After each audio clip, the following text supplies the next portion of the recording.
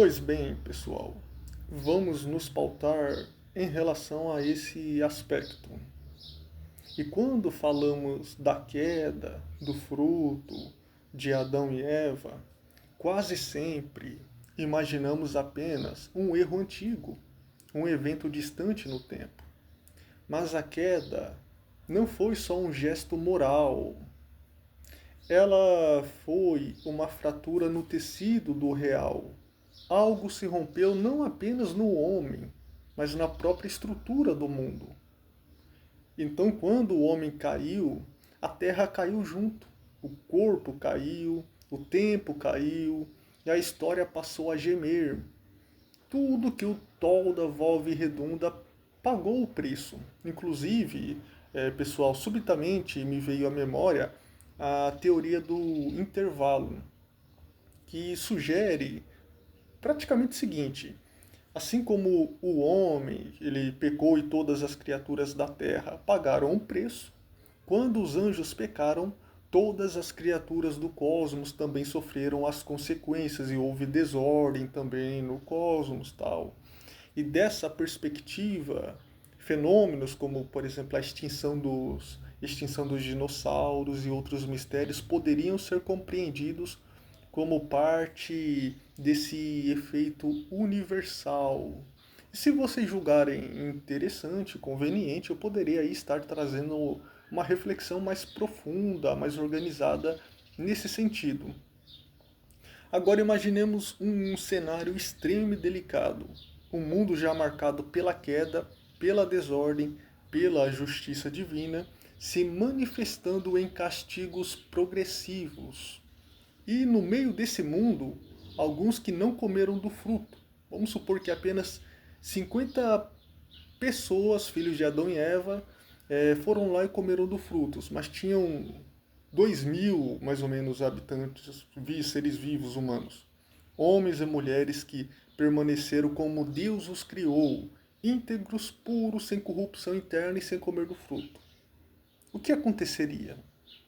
A primeira coisa a dizer é clara: eles viveriam no mesmo planeta, sob o mesmo céu histórico, mas não sob as mesmas leis ontológicas. Porque o mundo ele precisaria ser castigado. Essa que é a questão. A terra ela precisaria produzir espinhos, cardos, o sol queimaria de forma mais escaldante em relação só aos caídos. A fome então avançaria, doença se espalharia, a decadência seria visível em tudo. Mas os não caídos não sofreriam esses efeitos não da mesma maneira, porque o castigo recai sobre a desordem, e neles não haveria desordem alguma. Por exemplo, eles não ficariam doentes, não adoeceriam, não envelheceriam. O envelhecimento é a marcha do corpo rumo à dissolução, e neles o corpo permaneceria obediente à alma, eles não morreriam. O sol poderia brilhar forte, mas não os consumiria. O mundo estaria quebrado, mas eles não estariam quebrados por dentro, porque conforme o ser humano vai pecando, Deus vai castigando mais e o planeta Terra vai pagando um preço maior, mais elevado. Ainda assim, viveriam cercados pela tragédia, porque eles contemplariam os outros nascerem, crescerem, envelhecerem e morrerem. Veriam famílias inteiras se desfazerem, veria a violência aumentar, o egoísmo se tornar norma, a morte se reiterar, se repetir como um sino fúnebre. E isso seria sofrimento. Não um sofrimento físico, não degenerativo, mas um sofrimento lúcido, espiritual profundo, de empatia, porque esta é a mentalidade de Deus. Eles não invejariam, não execrariam, não pecariam, mas talvez não, mas chorariam. Chorariam porque enxergariam com clareza aquilo que o mundo perdeu nesse aspecto, um mundo tão belo, né?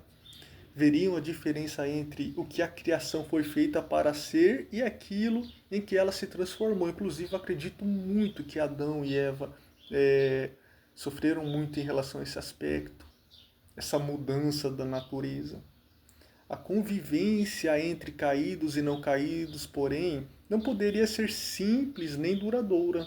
A simples presença do puro já incomoda o corrupto.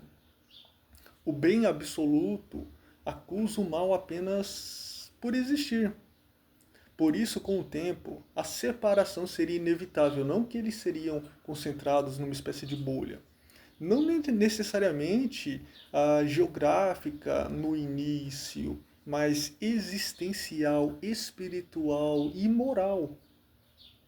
Algo muito semelhante em figura ao que a Escritura sugere entre os descendentes, ou a descendência lá de Sete e de Caim. Dois modos de existir, dois ritmos, dois horizontes que, por sinal, os filhos de Caim eles evoluíram muito intelectualmente e os de Sete não, né? Eles até poderiam se encontrar, se ver, talvez até conviver por algum tempo, por que não? Mas não caminhariam juntos, não porque os puros desprezassem os caídos, mas porque a vida deles obedeceria outra lógica. A luz não combina com as trevas. O mundo dos caídos se tornaria cada vez mais pesado mesmo, mais violento, mais fechado em si mesmo.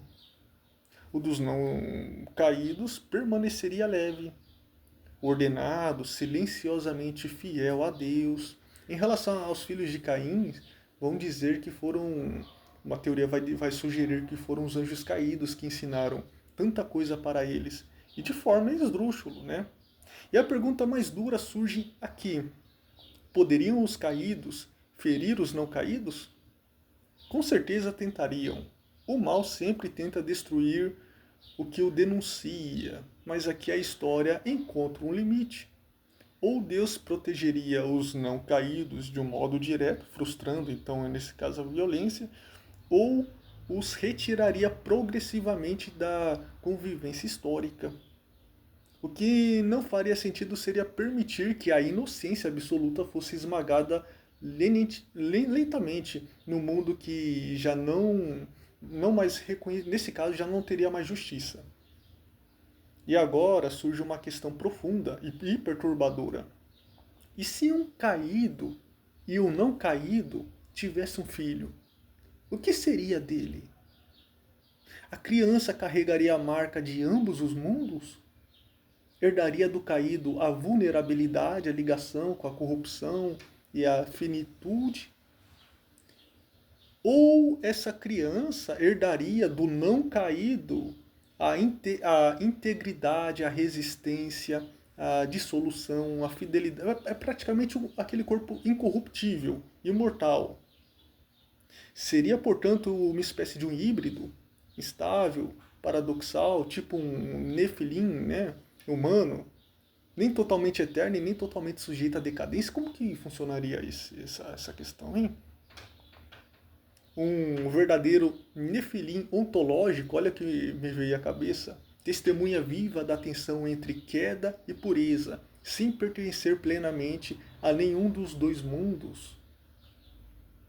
Ele seria uma espécie de espelho vivo, lembrando aos caídos o que se perdeu e aos não caídos o que a queda trouxe, carregando consigo o drama de ser eternamente incompleto, mas eternamente revelador.